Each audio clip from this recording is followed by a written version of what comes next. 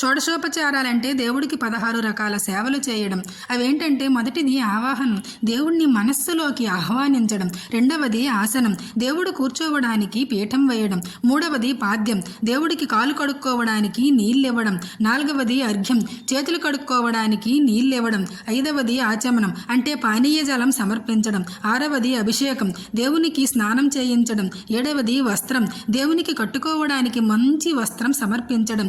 ఎనిమిదవది యజ్ఞోపవేతం, దేవుడికి జంధ్యం కానీ ఆభరణం కానీ సమర్పించడం. తొమ్మిదవది గంధం, చందనం పూయటం. పదవది పుష్పం, పుష్పాలతో అలంకరించడం. 11వది ధూపం అంటే సాంబ్రాణి వేయటం. 12వది దీపం అంటే దీపం వెలిగించడం. 13వది నైవేద్యం, ప్రసాదం సమర్పించడం.